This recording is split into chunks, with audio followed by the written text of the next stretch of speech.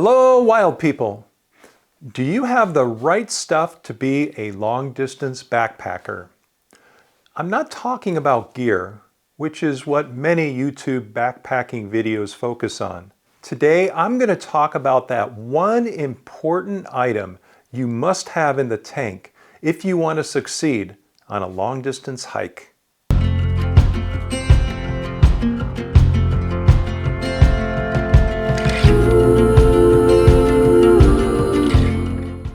Thank you for tuning in. I've talked with many older, long-distance backpackers, either on the trail or through AK Wild One. And lately, I've come to realize there is one trait all successful backpackers share. It's not a philosophy about ultralight gear, because some successful backpackers I know carry Army surplus equipment. Or it isn't a commitment to training or stretching or nutrition. Some backpackers I know are junk food junkies, don't stretch, do minimal training, and carry MREs of all things. No, the one essential quality that seems to separate successful long-distance hikers from the rest is pure old-fashioned, ready? Stubbornness. These hikers tend to be bullheads, or the polite word might be determined or competitive, laser-focused. You get the idea. So here are a few situations where stubbornness benefits long-distance hikers or backpackers. Example 1, pushing through obstacles. You have to be stubborn just to start a long-distance hike. Some folks might tell you that you're foolish for attempting a grand adventure, or there might be economic pressures that might prevent you from ever reaching the trail, or even fears that maybe your body and mind are just not up to the task. It takes raw, undiluted stubbornness to push through those obstacles and finally make it to the start of the trail. What I've noticed is that about a month before you hit the trail, you get so focused and determined on your adventure that even a meteor hitting all your backpacking gear couldn't keep you from starting the adventure. Example 2, elder stubbornness.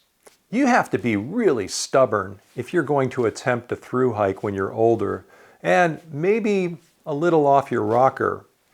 You might fear your aging body won't be able to handle the challenge. Yet I've seen hikers in their 70s on the trail doing incredibly well. And others have told me about hikers they've met who are in their 80s. A friend sent a link about Bronka Sundstrom, a Holocaust survivor who was called the Queen of Mount Rainier. She hiked until she was 96. She was only 4 foot 8 inches tall and weighed 87 pounds.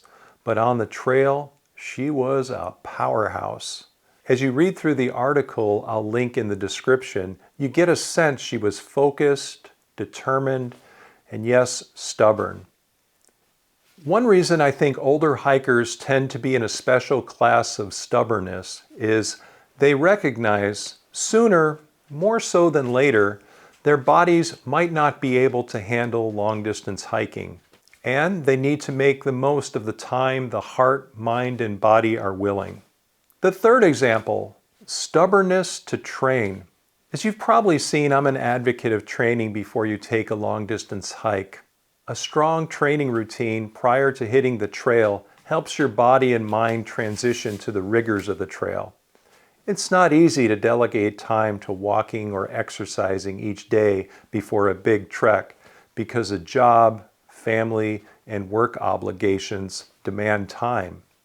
It takes stubbornness to train faithfully each day, even if it's rainy, cold, wet, or some other form of miserable. A strong commitment to training helps develop the discipline you need on the trail because you're going to encounter miserable days, and training during unfavorable conditions helps prepare you to adjust to difficult moments on the trail.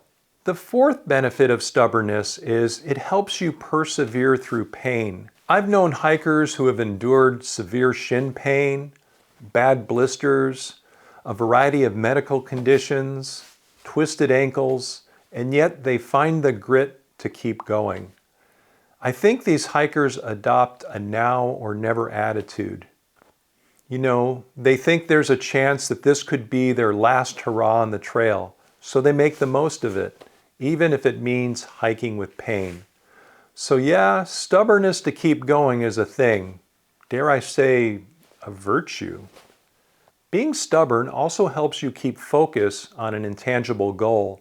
Successful long-distance hikers are stubbornly committed to an unknown, a vision of what they can be, not what they are. It's tough to give up the tangible world of comfort, of routine, the predictable, for an unknown reward of the trail, because you really don't know what kind of experience you're going to have on your long-distance hike. I started the PCT because I saw it as my best chance to recover a sense of what good health could be. While there were no guarantees I would experience good health, I did, and it made the risk well worth it. I think Amelia Earhart summed up this sentiment best when she said, "Decide whether or not the goal is worth the risks involved. If it is, stop worrying." Some folks might say that being stubborn is the same as being selfish, because becoming a long-distance hiker requires you to focus heavily on yourself. For some older wannabe long-distance hikers, it's almost as if they need permission to focus on themselves. If you're older and you've been running in the human race, you probably haven't had much time to focus on yourself. Maybe you've raised a family, you've worked hard all your life, and sacrificed your own desires for the sake of others. That's okay. That's part of being a grown-up. But it really is okay to focus on yourself, to work toward what's best for yourself. The truth is, you have a good chance of becoming a better person after your long-distance hike. The experience might make you more insightful, more empathetic, more relaxed. In essence, a better person who now has more in the tank to be responsive to the needs of others. You've had a chance to recharge and focus on your own needs. Taking care of yourself makes you better able to take care of others. You know, sometimes the line between stubbornness and stupidity can be a very fine line indeed. You know, Einstein said doing the same thing over and over again and expecting different results is a sign of insanity. Well, sometimes stubbornness can land you in a world of grief. And this is where judgment comes in. Without good judgment, stubbornness can look a lot like stupidity.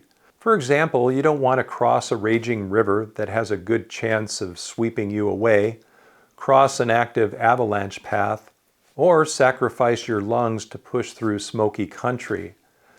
I consider myself pretty stubborn, but I just couldn't hike through smoke I encountered last summer near Mazama because the central reason I was hiking the PCT was not to finish it, but to recover my health. It seemed ironic that an experience during which I lost 35 pounds, restored my resting pulse to the low 50s, and strengthened me physically like when I was in my 30s, could also injure my lungs if I decided to push through to the border. I think having stubborn flexibility is key on the trail. This is how it might look. Maybe you have a goal of hiking 1,000 miles or 2,000 miles. So a solidly stubborn person would hike through smoke, attempt a high water river crossing, etc.